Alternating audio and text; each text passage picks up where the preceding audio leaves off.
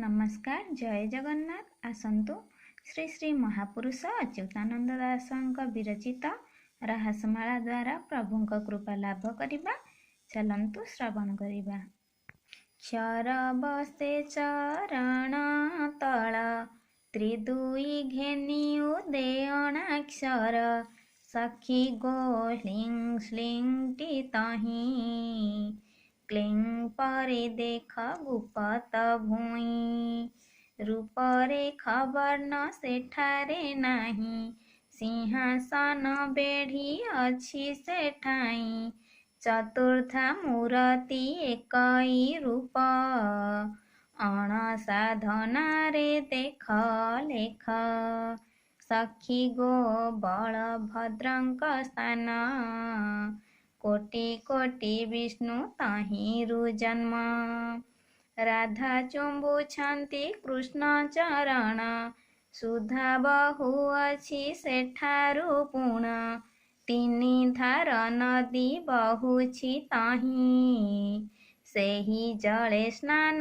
करिबा सही सखी गो गंगा जमुना धार हृद पद्मनाभिरु से बाहर चाल से जले स्नान करिबा नित्य राहास देखिण तरिबा 32 नायिका अछंती बेढ़ी अष्ट सखी गण जहिरे कढ़ी सखी गो 12 गोपालटी अनंत कुबेढ़ी तही अछंती 16 4 24 50 64 कला जही प्रकाश 84 भेट होइन भेदी तही अनंत गोपालंक बेदी सखी गो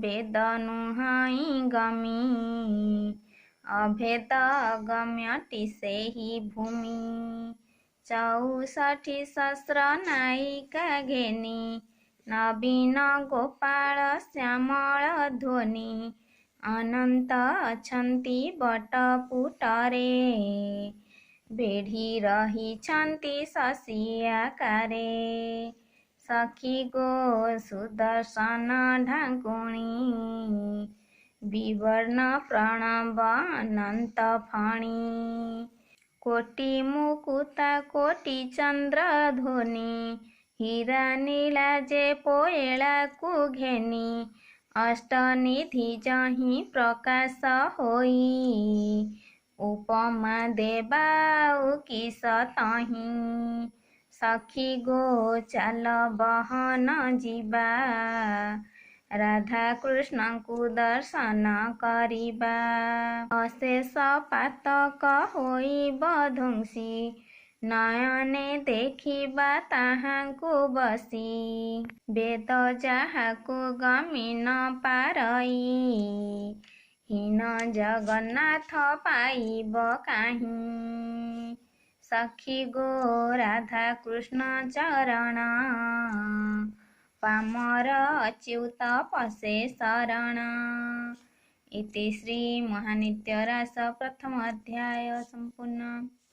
द्वितीय अध्याय लीला उदे कुंच करिब ध्यान जही तपसई रात्र दिन जीवा बहन सखी हुआ सजा हरे राम कृष्ण जही रे बीज सखी गो चाल नित्य देखिबा नीलाद्रि रूप दर्शन करिबा चारि पारु से चारि सरोवर चारि वेदंकर जही रे घर चारि द्वार मिशिण एक द्वार पश्चिम द्वारु बहु अछि नीर सखी गो नित्य राहास स्थळु नित्य रूप देखि बाटी सेठारु पुरुष अंग तही देखा नाही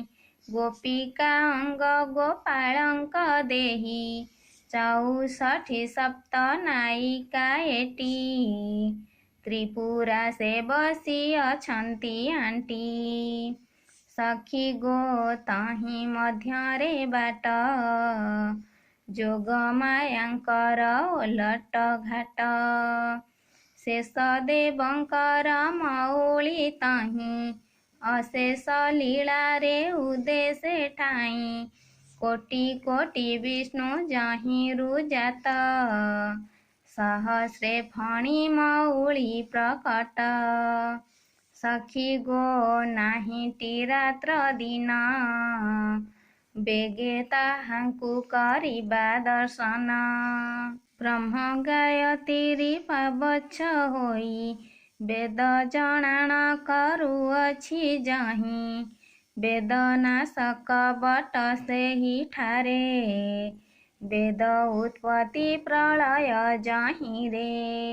ସଖୀ ଗୋ ଅଣ ଉଦୟ ତହିଁ ଅହର୍ନିଶି ବଂଶୀ ସ୍ୱନ ଶୁଭଇ। ଅଷ୍ଟ ସାଧନା ଅଷ୍ଟାଙ୍ଗରେ ଜ୍ୟୋତି ଅଷ୍ଟ ବେଦରେ ଅଷ୍ଟ ସଖୀଛନ୍ତି। ତହିଁ ମଧ୍ୟରେ ଅଛି ସିଂହାସନ ବତିଶ ଲୀଳା ଯେଉଁଠାରୁ ଜନ୍ମ। ସଖୀ ଗୋ ଲୟ କରିଣ ଦେଖ ଦେଖି ପାରିଲେ ନାହିଁ ଦୁଃଖ ସୁଖ। ଦ୍ୱାଦଶ ଅକ୍ଷର ଜନ୍ମ ସେଠାଇଁ ରାଧା କୃଷ୍ଣଙ୍କର ଲୀଳାର ଭୂଇଁ। ତ୍ରୟ ରାଧାକୁ ପଞ୍ଚ କୃଷ୍ଣ ମେଳ ଚାରି ଯୁଗ ତହିଁ ହୋଇଛି ଠୁଳ। ସଖୀ ଗୋ ଲକ୍ଷ୍ୟ ଦେବାକୁ ନାହିଁ ଅଶେଷ ଲୀଳାର ଗୋଲକ ଭୂଇଁ। ପ୍ରଥମ ଦଳ ଉପମାଟି ଯେତେ ଦ୍ୱିତୀୟ ଦଳ ତହିଁର ସଙ୍ଗତେ ତୃତୀୟ ଦଳ ତ୍ରିବିଧ ବୀଜଟି ହରେ ରାମ କୃଷ୍ଣ ଯୋଗ ସିଦ୍ଧିଟି। ସଖୀ ଗୋ ହିଂ ବୋଲିଣ ଯେହୁ ହରାଦି ଅକ୍ଷରେ ଅଟଇ ସେହୁ। ପ୍ରଥମ ତ୍ରିବିଧ ରୂପ କମଳ ଚତୁରାଙ୍ଗ ଧ୍ୱନି ତହିଁ ଉପରେ ସେହି ଦ୍ୱାରେ ରାଧା ଅଛଇ ରହି। କୋଟି ଚନ୍ଦ୍ର ରୂପ ତୁଳନୁ ହଇଁ। ସଖୀ ଗୋ ପ୍ରିୟ ରୂପ ସେଠାରେ ତ୍ରିଭଙ୍ଗୀ ଭଙ୍ଗିମା ଯୋଗ ପୀଠରେ। କୋଟି ଗଙ୍ଗା ସିନ୍ଧୁ ଧାର ଲହରୀ ନୀଳା ନିଗମ ସେ ଅଛଇ ବେଢ଼ି। ଚତୁର୍ଦ୍ଧା ରୂପ ଏକ ଅଙ୍ଗ ତହିଁ ଅଧେ ଅଣ୍ଡିରା ସେ ଅଧେ କମାଇ। ସଖୀ ଗୋ ନିତ୍ୟ ରତି ସେଠାର ରାଧା ଉଦେ ହୋଇ ଅଛି କମଳ। ନିତ୍ୟ ରାଧିକା ବୋଲି ତାର ନାମ କୋଟି କୋଟି ରୂପ ନୁହଁଇ କ୍ଷମ।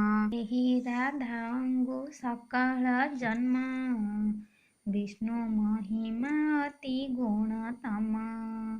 ସଖୀ ଗୋ ଲକ୍ଷ୍ୟ ଦେବାକୁ ନାହିଁ ଅରୂପାନନ୍ଦ ରାଧା ଅଙ୍ଗ ସେହି।